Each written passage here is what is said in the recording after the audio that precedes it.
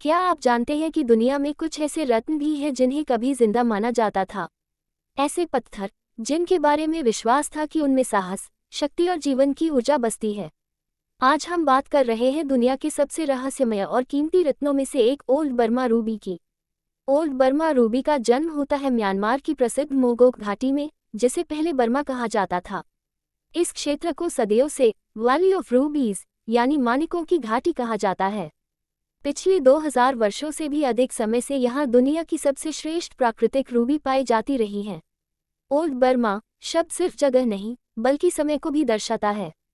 1970 से पहले खनन की गई बिना आधुनिक ट्रीटमेंट वाली रूबी को ही असली ओल्ड बर्मा रूबी माना जाता है।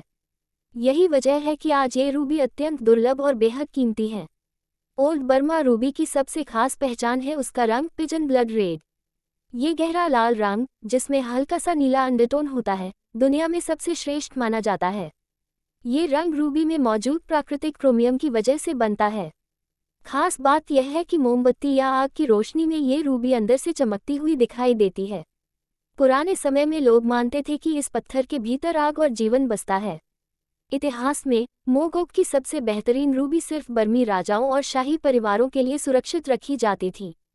कहा जाता है कि राजा अपनी संपत्ति का मूल्य सोने से नहीं बल्कि अपनी रूबी के खजाने से आंकते थे। एक बेहतरीन ओल्ड बर्मा रूबी की कीमत कई बार हीरो से भी ज्यादा मानी जाती थी, क्योंकि हीरे दुनिया में और भी जगह मिल सकते थे, लेकिन ऐसी रूबी नहीं। इतिहास में मोगोक की सबसे बेहतरीन रूबी सिर्फ बर्मी राजाओं और शाही परिवारों के लिए सुरक्षित रखी जाती थी। कहा जाता है कि राजा अपनी संपत्ति का मूल्य सोने से नहीं बल्कि अपनी रूबी के खजाने से आंकते थे। एक बेहतरीन ओल्ड बर्मा रूबी की कीमत कई बार हीरो से भी ज्यादा मानी जाती थी, क्योंकि हीरे दुनिया में और भी जगह मिल सकते थे, लेकिन ऐसी रूबी नहीं। इन रूबी से जुड़ी मान्यताएं सिर्फ राजमहलों तक सीमित नहीं थीं। बर्मी योद्धाओं के बीच यह विश्वास था कि रूबी पहनने से व्यक्ति निडर और अजेय बनता है। कुछ लोक कथाओं में तो ये भी कहा गया है कि योद्धा युद्ध में सुरक्षा के लिए रूबी को अपनी त्वचा के नीचे तक रख लेते थे। रूबी का खून जैसा रंग जीवन, साहस और शक्ति का प्रतीक माना जाता था। स्थानीय मान्यताओं के अनुसार रूबी धरती के खून से बनी है। कहा जाता है कि अच्छाई और बुराई के बीच हुए ब्रह्मांडीय युद्ध में धरती से जो रक्त गिरा वही मोगोक की मिट्टी में जमकर रूबी बना। इसी कारण खनन से पहले खनिक प्रार्थना करते थे, क्योंकि वे मानते थे कि रूबी खुद तय करती है कि वह किसे मिलेगी। आज के समय में ओल्ड बर्मा और न्यू बर्मा रूबी के बीच बड़ा अंतर है। नई रूबी अक्सर मोंगशू या अफ्रीका से आती हैं और उनमें कांच भरना या भारी हीट ट्रीटमेंट किया जाता है।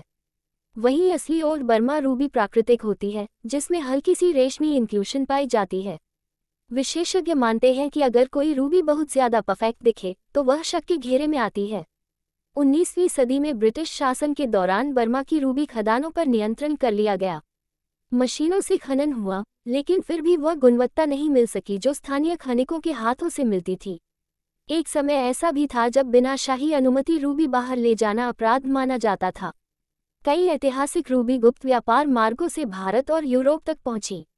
आज राजनीतिक परिस्थितियां, खदानों का लगभग खत्म हो जाना और सख्त नियमों के कारण असली ओल्ड बर्मा रूबी बेहद दुर्लभ हो चुकी हैं।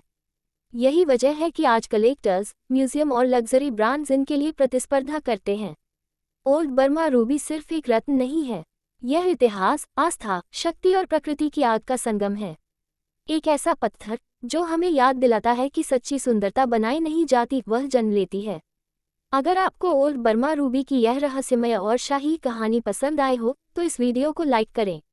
ऐसी ही कला, रत्नों और विरासत से जुड़ी कहानियों के लिए हमारे चैनल को सब्सक्राइब करें और इस वीडियो को शेयर करें ताकि यह अनमोल इतिहास और लोगों तक पहुंच सके। धन्यवाद।